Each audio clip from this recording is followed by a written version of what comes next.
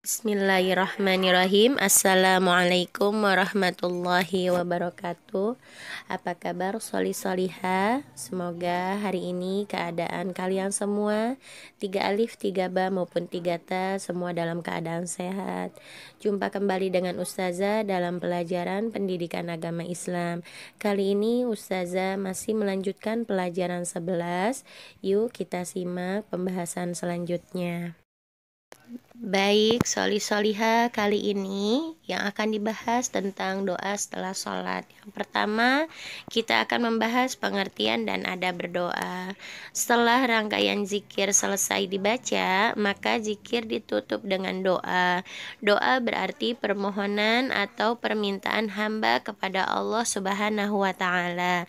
Maksudnya, memohon sesuatu yang dikehendaki kepada Allah dengan sepenuh hati dan berharap doa tersebut dikabulkan oleh Allah Subhanahu wa Ta'ala. Dalam berdoa terdapat adab-adab yang harus diperhatikan. Di antara adab berdoa adalah seperti berikut. Yang pertama, menghadap kiblat. Yang kedua, mengangkat kedua tangan.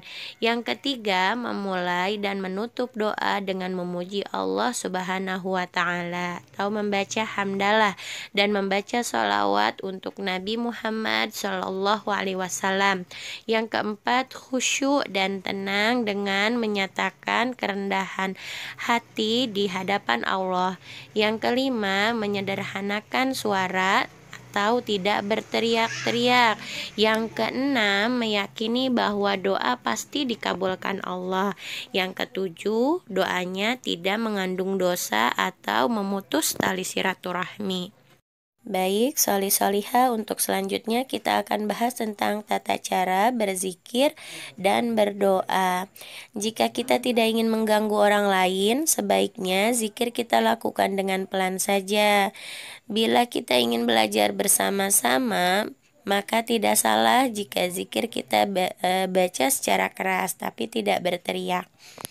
Yang pertama, kita akan bahas tata cara berzikir. Tata cara berzikir sebagai berikut. Yang pertama, niat dengan ikhlas hanya mengharap ridho Allah Subhanahu wa Ta'ala.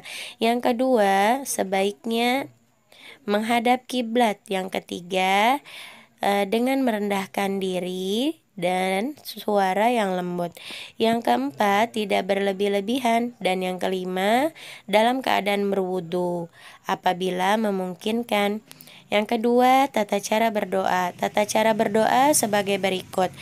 Yang pertama, ikhlas mengharap ridho Allah Subhanahu wa Ta'ala. Yang kedua, diawali dan diakhiri dengan pujian kepada Allah dan sholawat kepada Rasulullah Shallallahu Alaihi Wasallam. Yang ketiga, yakin dan penuh harap. Yang keempat, merendahkan diri, penuh harap dan rasa takut kepada Allah Subhanahu wa Ta'ala. Yang kelima, menghadap kiblat. Yang keenam, mengangkat kedua tangan. Dan yang terakhir, yang ketujuh, dalam keadaan berwudu apabila memungkinkan. Baik, soli-soliha, mungkin itu saja yang dapat Ustazah sampaikan. Semoga apa yang barusan Ustazah sampaikan kalian dapat memahaminya ya. Untuk tugasnya, kalian boleh kerjakan buku paket PAI halaman 147. Kalian kerjakan soal pilihan ganda nomor 1 sampai 10 ya. Selamat mengerjakan, semangat untuk semua. Sekian dari Ustazah. Wassalamualaikum warahmatullahi wabarakatuh.